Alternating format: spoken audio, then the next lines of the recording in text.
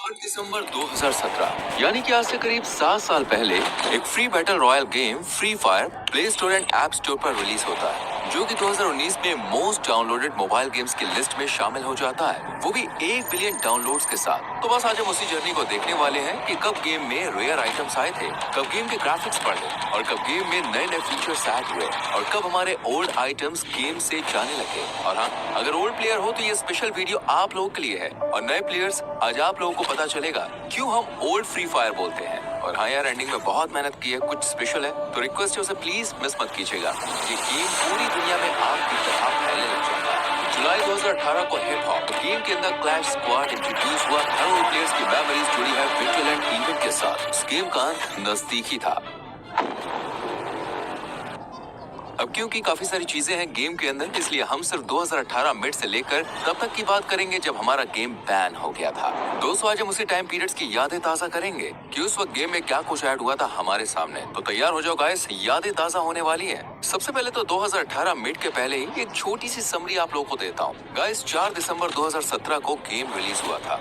Game release के साथ ही खुद को काफी अपग्रेड करने लगता है। ये बैक टू बैक अपडेट्स लाते हैं जिनमें गेम में आइटम्स ऐड होते हैं और नए नए फीचर्स ऐड होते हैं। जी हाँ, इनका पहला अपडेट 1.1.17 जो कि 4 नवंबर 2017 में रिलीज हुआ था, जो कि ऑफ कोर्स हमारे लिए नहीं था क्योंकि हमें ये गेम इंडिया में 25 दिसंबर के बाद मिला था। खैर, इनका पहला अपडेट ही इतना दमदार था कि इन्होंने इस अपडेट में ही एक फीचर इंट्रोड्यूस करा जिसमें आप गेम के ग्राफिक को लो और हाई कर सकते थे, जिस वजह से इस गेम को काफी बूस्ट मिला था। और 18 दिसंबर 2017 को इनकी गेम में एक बहुत ही मेजर अपडेट आता है जिसमें ये लोग गेम के अंदर एक पूरा आइलैंड रिलीज करते हैं और एक न्यू वेपन ग्रोजा ऐड करते हैं। और इसी के साथ साथ हम assists, air strikers, air drops और प्लेयर्स का नंबर बढ़ाकर 50 कर देते हैं। इस मेजर अपडेट में और भी कई सारी चीजें ऐड होती हैं, जिसके बाद ये गेम पूरी दुनिया में आग की तरह फैलने लग जाता है, ठीक वैसे ही जैसे आजकल एनिमे का नाम फैल रहा है। और 28 फरवरी 2018 को हमारे गेम में पहली बार 4 कैरेक्टर्स इंट्रोड्यूस होते हैं जिनमें कुछ सर्वाइवल स्किल्स भी थे। उसी के साथ साथ अब लोग अपने प्रोफाइल का नेम चेंज कर सकते थे। और आखिरकार अब वो दिन आता है जब फ्री फायर ऑलमोस्ट अपने पीक लेवल पर जाने के लिए रेडी था। जी हाँ गाइस, 20 मार्च 2018 ग्राफिक्स में बहुत ही मेजर चेंजेस होते हैं। बिगेस्ट मैप आइलैंड जो कि सेंटोसा नाम से गेम में ऐड होता है। रैंक मोड्स अब अवेलेबल थे। इसी के साथ साथ काफी सारी न्यू गन्स ऐड होती है गेम में। तो ये कुछ मेहनत थी फ्री फायर डेवलपर्स की। जब हम टीवी पर कार्टून देखा करते थे, चैन की नींद सोया करते थे, तब ये लोग ऑनलाइन गेमिंग प्लेटफॉर्म तैयार कर रहे थे जिस मेहनत को उस वक्त कोई भी नहीं देख रहा था, पर वो दुनिया में नाम बनाने से बस कुछ ही महीनों दूर थी। और अब उन दिनों की बात करते हैं जब गेम्स में प्लेयर्स जुड़ना शुरू हो जाते हैं। जी हाँ गाइस, 20 जून को हमारे गेम में फर्स्ट टाइम गेम के अंदर लक रॉयल ऐड होता है और इसी दिन ऑयल बैरल गेम अंदर आता है। और इसी दिन से हमारी मेमोरीज गेम के अंदर ऐड होनी शुरू हो जाती है, क्योंकि इन सब के साथ साथ एक और स्पेशल चीज हुई थी फ्री फायर में, एलाइट पास। यस गाइस, जून 2018 में हमारा फर्स्ट एवर एलाइट पास कित्सुने सीजन 1 रिलीज होता है, जो कि गरीना के लिए एक बहुत ही बड़ा घाटे का सौदा था, क्योंकि उस टाइम गेम इतना पॉपुलर नहीं था, जिस वजह से बहुत ही कम लोगों ने उस एलाइट पास को खरीदा था और इसलिए आज वो रेयर है। और गरीना भी कहाँ हार मानने वालों में से थी, वो एक घाटे का सौदा करती है और हर महीने नए नए एलाइट पास गेम में ऐड करती है। जुलाई 2018 को हिप हॉप, अगस्त 2018 को डूम्सडे मैडनेस, सितंबर 2018 को रॉयल रेवलरी, अक्टूबर 2018 को पायरेट्स लेजेंड, नवंबर 2018 को आर्केड मेहम, दिसंबर 2018 को स्टीम पंक रेवोल्यूशन। और ये परंपरा तभी से चलती आ रही है। कह सकते हैं कि 2018 के अंत से फ्री फायर गेम पॉपुलर होना शुरू हो गया था। 2018 अक्टूबर में ही फ्री फायर का पहला इमोट लॉल फ्री फायर में ऐड हुआ था। दिसंबर 2018 में ही एक और कमाल की चीज गेम में आई थी, विंटरलैंड लॉबी। जी हाँ गाइस, शायद पहली बार गेम में चारों तरफ बर्फ बरस रही थी और चारों तरफ क्रिसमस आइटम्स देखने को मिले थे। और अगले ही साल 2019 की शुरुआत में गेम में मैजिक क्यूब इंट्रोड्यूस हुआ था। और फिर 22 जनवरी 2019 को बारमूडा में ग्रेवयार्ड ऐड होता है और उसी के साथ ट्रेन वाली लॉबी वापस गेम में आई थी। और फिर पेट सिस्टम, न्यू कैरेक्टर मोको और न्यू कॉस्ट्यूम्स एंड कलेक्शन का ऑप्शन गेम में आया था। और गेम की लॉबी हाई, ये अपडेट। और गाइस, इसी साल 2019 की मार्च में FF थ्रोन मोड, जो कि कभी बहुत रेयर होता था, वो इंट्रोड्यूस होता है। यार ये सब तो ठीक है, पर अभी भी कुछ मिसिंग था गेम में, जिस मोड के बाद ही गेम की रीच बूस्ट हुई थी। जी हाँ गाइस, शायद कुछ लोग अब तक समझ गए होंगे, मैं बात कर रहा हूँ 14 अगस्त 2019 की, जब गेम के अंदर क्लैश स्क्वाड इंट्रोड्यूस हुआ था। बरमूडा की कुछ लोकेशंस पर हम अपनी स्क्वाड के साथ दूसरे बंदों के साथ 4 वर्सेस 4 कर सकते थे। और सच में मोड लोगों को इतना ज्यादा पसंद आने लगा कि एक वक्त था जब इस मोड से बहुत ज्यादा अटैचमेंट हो गई थी प्लेयर्स को। इस अपडेट के ठीक 1 महीने बाद 14 सितंबर 2019 को गेम के अंदर एक बार फिर से हमारी कुछ मेमोरीज गेम में ऐड की जाती है। स्पूकी नाइट नाम से, जिनमें रिसोर्स डाउनलोड का ऑप्शन ऐड करा गया ताकि ये गेम लो एंड डिवाइस में भी बड़े अच्छे से चल सके। इसी के साथ साथ नाइफ ऐड की गई, डिकॉय ग्रेनेड, जो कि बस ओल्ड प्लेयर्स को ही पता है कि इससे क्या क्या कर सकते थे।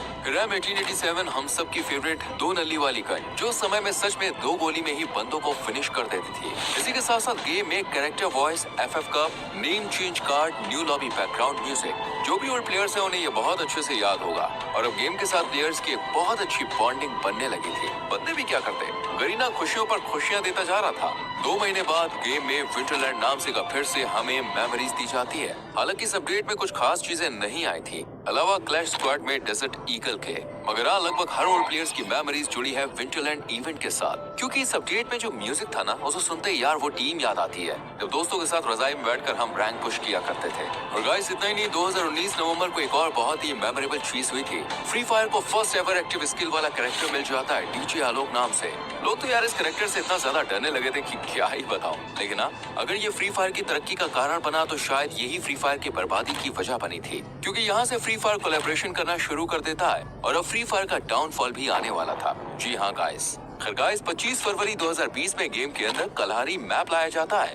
उसी के साथ साथ गेम में एक बड़ा ही इंटरेस्टिंग मोड ऐड होता है, ट्रेडिंग ग्राउंड। जी हाँ गाइस, वही जगह जहाँ पर एक किले के नाम पर कब घंटों बीत जाते थे पता ही नहीं चलता था। इसी के साथ साथ गेम में इलेक्ट्रिक सरबोर्ड ऐड की जाती है। और अब जुलाई 2020 आ चुका था जब फ्री फायर की 3rd एनिवर्सरी आती है, जब गेम में हॉरिजॉन्टल लाइन ऐड होता है। 23 सितंबर 2020 को गरीना डीजे कश्मीर के साथ कोलैब करता है और गेम को एक और नया एक्टिव स्किल वाला कैरेक्टर मिलता है। उसी साल अक्टूबर 2020 को फ्री फायर का फर्स्ट एवर ईवो गन भी रिलीज हुआ था, जो स्किन AK-47 की थी। और यकीन करो, उस वक्त जो ड्रैगो एक का क्रेज था, खौफ था, वो बस उस वक्त के लोग ही जानते हैं। और उसी साल 7 दिसंबर 2020 को गरीना का क्रोनो के साथ कोलैब आता है और गेम में एक और एक्टिव स्किल मिलती है। और शायद ये गेम का लास्ट पीक पॉइंट था, जिसके बाद गरीना ने बैक टू बैक बड़े बड़े कोलैब्स करे। 21 दिसंबर 2020 को वन पंच मैन और 4 फरवरी 2021 को अटैक ऑन टाइटन के साथ। मगर इसी बीच गेम को उसका फर्स्ट एवर ईवो बंडल भी मिला था, कोबरा नाम से। और इस वक्त पर गेम अपने पीक लेवल पर पहुंच चुका था। उनके कोलैब्स रुकने का नाम नहीं ले रहे थे। 25 अप्रैल 2021 को मैक्लेरन, 1 जून 2021 स्ट्रीट फाइटर्स, 23 सितंबर 2021 वेनम।